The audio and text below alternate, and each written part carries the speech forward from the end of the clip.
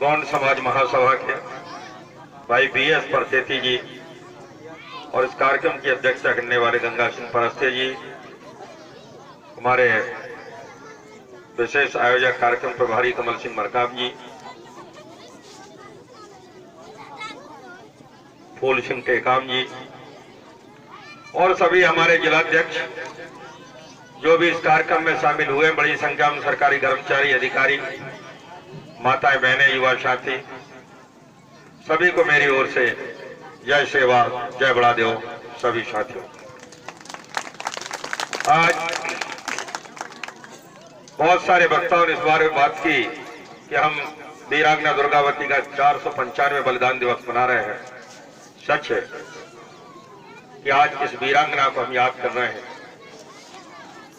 और बहुत सारे इतिहास के जो जानबकार उनने भी अपने अपने तरीके से प्रकाश डालने का काम किया है। और वीरांगना दुर्गावती जिन्होंने हमारे गोंडवाना की आन बान शान और गोंडवाना के धर्म, संस्कृति, जल, जंगल, जमीन की रक्षा के लिए अपने प्राणों का बलि दे दी, बलिदान हो गई। आज हम ऐसी वीरांगना को याद करने के लिए तमाम लोग इकट्ठे हुए। तो मैं समझता हूँ वीरांगना रानी दुर्गावती को आप जानते हैं, उनकी वीरता को जानते हैं। मैं सभी को धन्यवाद देता हूँ ऐसे कार्यक्रम में आयोजन सभी लोगों को कि आपने वीरांगना दुर्गावती के नाम पर यहाँ आयोजन करके आप इकट्ठा हुए हैं। विशेषकर महिलाओं को उनसे प्रेरणा लेना चाहिए। आज हमारे समाज में महिलाओं के बहुत सारे अत्याचार, शोषण हो रहे हैं, लेकिन 450 साल पहले ऐसी भी वीरांगना इस समाज में, इस वंश में हुई है जिनके पूरा साम्राज्य, दिल्ली में अकबर का शासन था, पूरे साम्राज्य से टकरा गई। उसका इतिहास नहीं लिखा गया। भारत के इतिहास में रानी दुर्गावती को ज्यादा स्थान नहीं मिला, छोटे छोटे लोगों को स्थान मिल गया। कई लोग जो कैसे ही मर गए, गिर गए, पीलिया में बीमारी से गिर गए, घोड़े से गिर गए, उनका भारत के इतिहास में नाम लिख गया। लेकिन जिस वीरांगना ने प्राण की आहुति इस देश को, गोंडवाना को बचाने के लिए, उसको स्थान नहीं मिला। ये बड़ी विडंबना है। ये हमारा एक संघर्ष भी और ये महिलाओं के लिए प्रेरणा भी। लेकिन एक विदेशी लेखक ने जरूर लिखा कि वीरांगना रानी दुर्गावती एक ऐसे गुलाब की फूल और ऐसी तेज वीरांगना थी, दुनिया के अंदर शायद पहली महिला थी, उन्होंने लिखा है कि जिन्होंने अपने सम्मान के खिलाफ, अपने मान सम्मान की रक्षा के लिए उन्होंने युद्ध किया, वीर गति को प्राप्त हुई। उसके पहले कोई इतिहास नहीं मिलता कि कोई महिला लड़ी हो। वो वैदिक काल में अलग देवी देवताओं को बताया गया है, वैदिक काल में, लेकिन इतिहास में कहीं पर भी ऐसा नहीं। तो मैं समझता हूं उस वीरांगना को नमन करने के लिए सब लोग इकट्ठे हुए हैं। मैं आपको नमन करता हूं कि मैं आपके जिले में आया, आप सब लोगों से मुलाकात हुई, भेंट हुई और एक नई प्रेरणा मुझे मिली। एक नए तरीके से लोगों का मिलने का मैंने व्यवहार यहां देखा। गोंड समाज तो बहुत लंबा चौड़ा, 18 राज्यों में मेरा गोंड समाज है, 18 स्टेटों में हम लोग, और करोड़ों की तादाद में। ऐसा नहीं है, 17-18 स्टेट में, भारत में जितने राज्य हैं उसमें कम से कम 75% जो राज्य हैं उसमें हमारा समाज बहुत भरा पड़ा है। उड़ीसा में भी है, झारखंड में भी, हम छत्तीसगढ़ में, हम गुजरात में, राजस्थान में, उत्तर प्रदेश में, हम बिहार में भी, हम असम में भी हैं, हम कूच बिहार में भी, मेघालय में भी। लेकिन हम अलग अलग टुकड़े टुकड़े में बटे होने के कारण हमारी ताकत नहीं बन पा रही। सबसे बड़ा समाज है, सबसे बड़ा एक ही धर्म को मानने वाला, एक ही कल्चर, एक रीति नीति, रीति रिवाज, गोत्र, देवा धामी सब एक होने के बावजूद हम छिटके हो गए। आज जरूरत है, मुझे तो धन्यवाद मैं उनको देता हूं जो गोंड समाज के संगठन को, यहाँ उनने आपसे मिलने का हमें मौका प्रदान किया और इतने सारे लोग साथ मिले। मैं यहाँ के संगठन को और गौंड समाज महासभा को धन्यवाद देता हूँ। आपने गौंड समाज को एक दूसरे को मिलाने का काम किया। ये काम सभी बोल रहे कि गोंडवाना का साम्राज्य था, बिल्कुल सही। ये दुनिया के बनी तो सबसे पहले यहाँ राजपाट तो गोंडवाना के, गोंड राजा थे यहाँ। तो उन्होंने 1400 साल बताया, लेकिन हमारा इतिहास बोलता है इस धरती में गोंडों ने 1750 साल राज किया।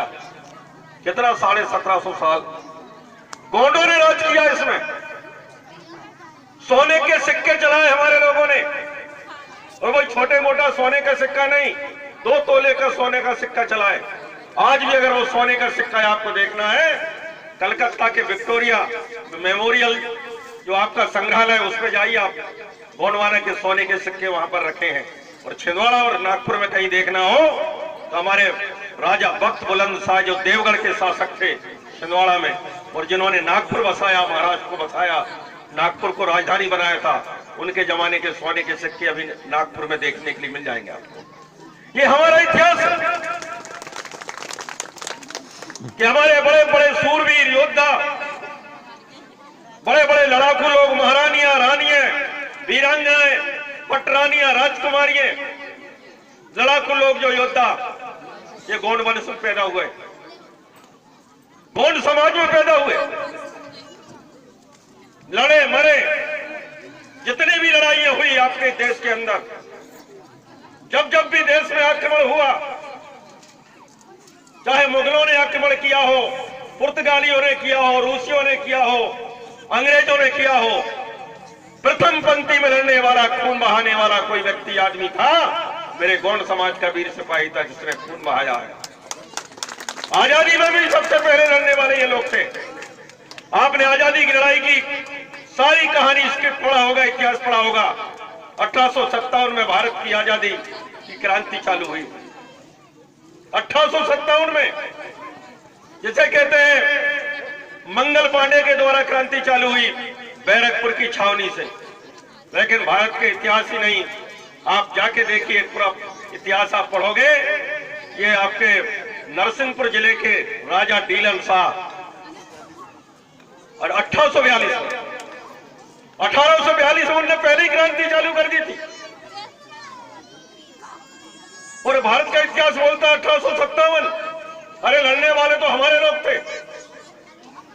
आज भी ये तमाम पुस्तकें हैं, मध्य प्रदेश शासन के द्वारा जो पुस्तकें छपाई गई उसमें भी लिखा है 1842 में राजा डीलन शाह ने अंग्रेजों के खिलाफ बिगुल बजा दिया था। बहुत सारे लोधी सैनिक उसमें थे। उसके पीछे जाओगे आप, बिरसा मुंडा, तांता मामा भील, संताल विद्रोह, मुंडा विद्रोह, भीलों का विद्रोह, और पीछे से ये तो लड़ाकू कौम रही हमारी, लड़ते रहे हमेशा। और देश को बचाने में, इन जमीनों को बचाने में, सभ्यता और संस्कृति को बचाने में ये गोंडवाना का बहुत बड़ा रोल रहा, भूमिका रही। लेकिन आज हम देखते हैं हमारे समाज दर दर की ठोकरें खा रहा। आज हम देखते हैं हमारे देश के अंदर वो सम्मान हमें नहीं मिला। हम देखते हैं जो इज्जत, जो मान और सम्मान हमें मिलना था, वो सम्मान नहीं मिला।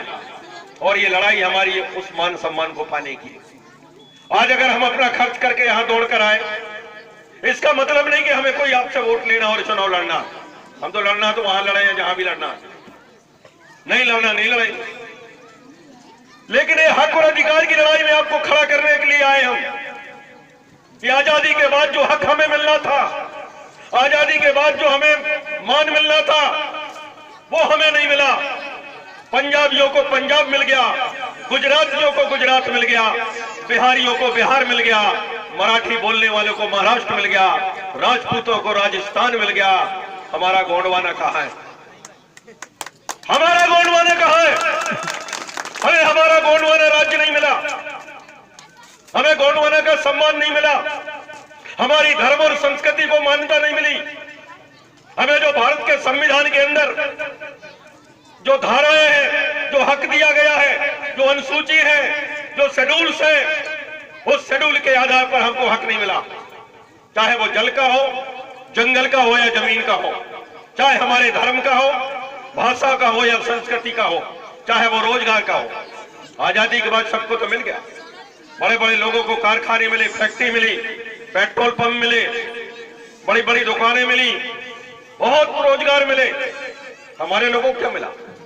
हमको खाली मजदूरी, 1 रुपए वाले कार्ड, गरीबी रेखा का कार्ड, 200 रुपए की पेंशन, 2 रुपए वाला मध्याह्न भोजन वाला वो सड़ाई स्कूल, जिसके पढ़ने पर कभी हमारे लोग कभी कलेक्टर नहीं बन सकते।